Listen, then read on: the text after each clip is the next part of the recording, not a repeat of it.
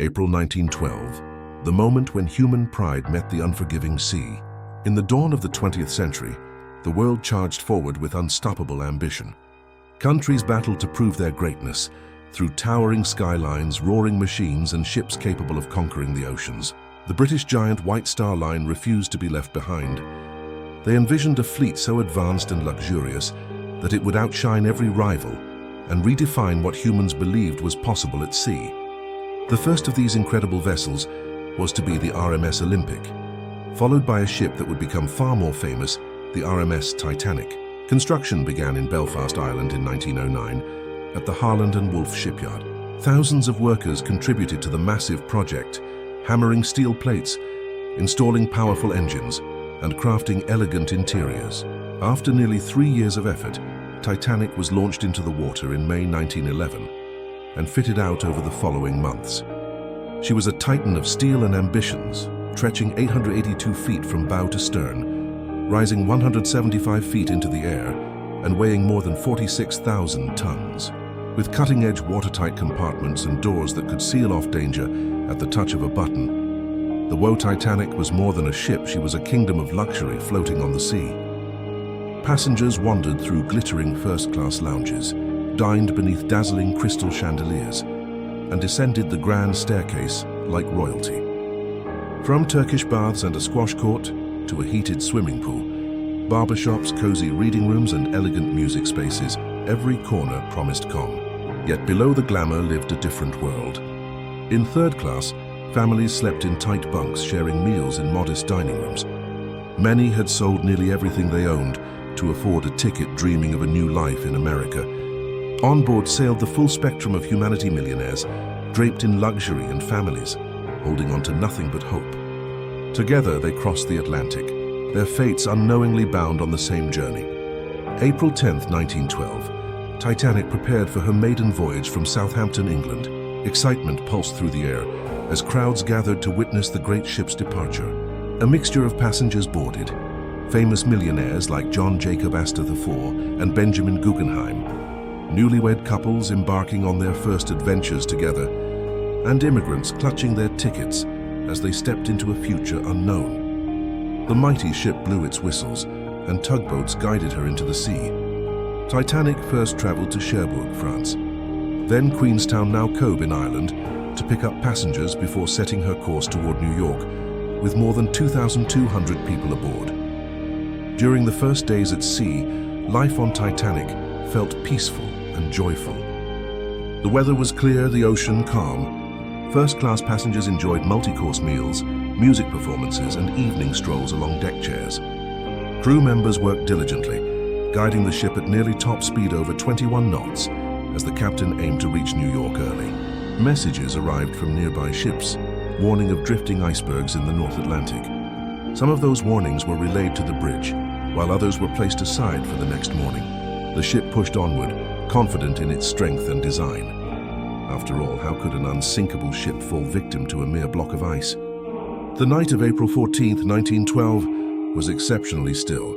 Survivors later said the sea was so calm that it seemed like black glass stretching endlessly in every direction. With no waves breaking against the ice, lookouts struggled to spot danger ahead. In the crow's nest, Frederick Fleet and Reginald Lee scanned the horizon without binoculars. They had been misplaced before departure. The cold air bit sharply, and stars glittered in the darkness like frozen fire. As passengers slept or chatted late into the evening, Titanic sailed at high speed into waters known for ice.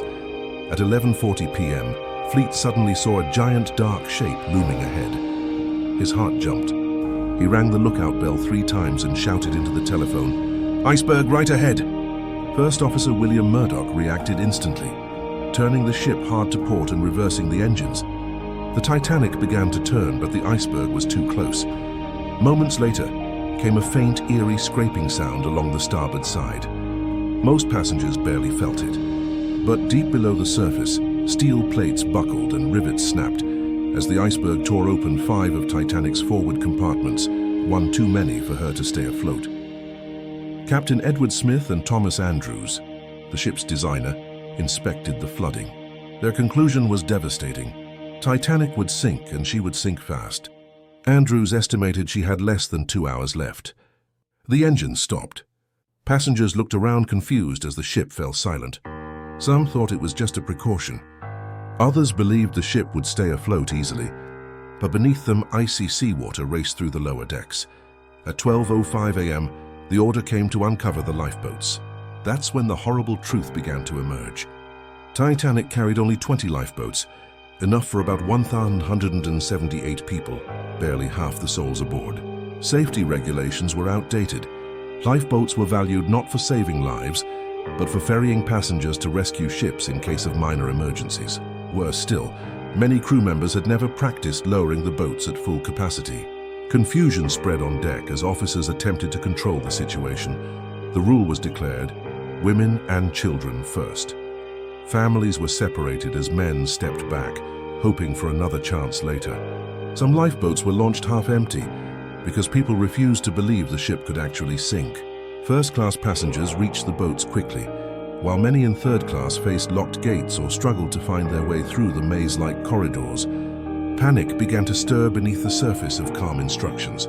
Above all the noise and fear, a small group of 8 musicians made a decision of pure courage. They gathered on the deck and played familiar hymns and calming tunes to soothe the desperate crowd. Their music floated through the freezing night air, like a fragile promise that hope still existed. Many survivors remembered their final song as "Nearer, My God, to Thee." They continued playing until the very end, sacrificing their lives to comfort others.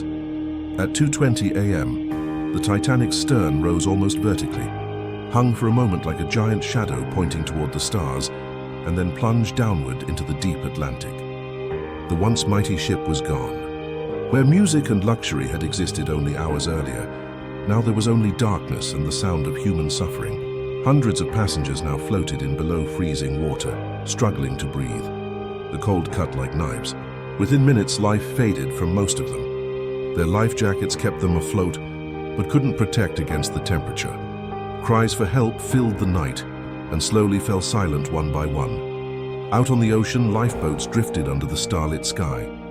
Many who survived later said they felt overwhelming guilt, knowing they could not return to pick up more people without risking overload and capsizing. The bitter knowledge that loved ones were dying within earshot would haunt them forever. Lifeboat number 14, commanded by 5th Officer Harold Lowe, was the only one to turn back to search for additional survivors, though they found very few still alive. Hours later, around 4 a.m., lights appeared on the horizon. The RMS Carpathia arrived and began rescuing those in lifeboats. Exhausted survivors were pulled aboard, some crying, others in silent shock. Many stared out over the empty ocean, unable to grasp how the grand ship beneath their feet days earlier was now buried miles below. When the Carpathia reached New York on April 18th, thousands stood waiting to receive the survivors. Joy and sorrow collided as the living were reunited with relatives, while others held photographs and waited in vain for loved ones who would never return. The world reacted with disbelief. How could modern engineering fail so catastrophically?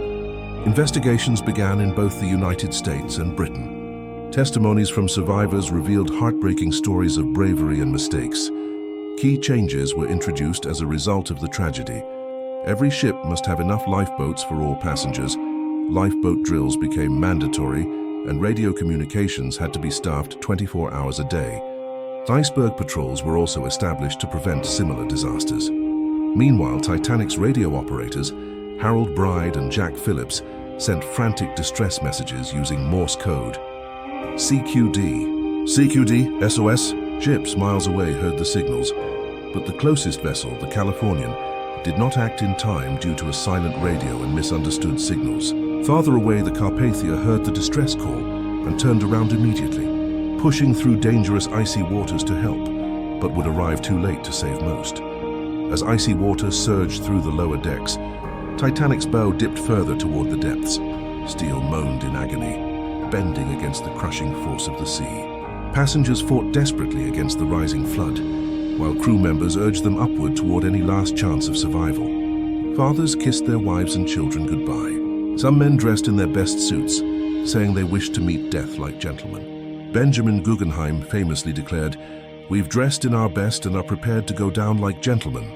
Others tried to swim or cling to anything that floated, Fear, bravery, love, and sacrifice mixed together in one of history's darkest nights. By 2 a.m., only a few lifeboats remained. The deck tilted so steeply that people clung to railings to avoid sliding into the sea. The ship's lights flickered, then went out entirely, leaving only moonlight on the chilling waves. The forward funnel collapsed, crushing those below it. As the bow sank completely, the immense weight of the stern lifted high into the air. People screamed and prayed, their voices echoing across the silent ocean. The ship cracked into 2 pieces with a roar that survivors compared to thunder from the earth. For decades, the location of the Titanic remained a mystery, resting silently on the ocean floor. Families had no graves to visit, only memories. Then in 1985, ocean explorer Dr. Robert Ballard and his team discovered the wreck more than 12,000 feet deep. The ship lay in 2 major pieces, surrounded by remnants of broken dream suitcases, shoes, plates, and pieces of everyday life, frozen in time. The images stunned the world and brought renewed attention to the people who suffered on that fateful night. Today, the Titanic continues to fascinate and inspire. It is a powerful reminder of how human ambition can collide with nature's unstoppable force. The ship once symbolized wealth, pride, and the belief that technology had conquered the world. Its sinking revealed how fragile even the greatest achievements can be. More than just a historical event, the story of Titanic is a story of real people, parents, children, lovers, friends, whose lives were changed forever during one long night beneath the stars. Their courage, fears, hopes, and dreams live on in every retelling. More than 1,500 lives were lost, and each one represents a story never fully told. Yet the memory of Titanic encourages the world to value safety over arrogance, compassion over class divide, and humility over overconfidence. Museums, films, songs, and documentaries continue to share the legacy of those aboard. Every time someone whispers the ship's name, they honor the souls who faced the depths of the sea with courage and humanity. The Titanic, once the largest and most glamorous ship afloat, now rests silently in the dark ocean, an underwater monument to history. Though she sailed for only 4 days, her story will echo through centuries as a reminder that even the strongest can fall. The tragic end of the Titanic remains one of the most powerful maritime lessons ever learned. Nature holds the final power, and life must be treasured, for even the greatest dreams can be fragile. Titanic may rest in darkness, but the memories of those aboard will forever remain in the light of history.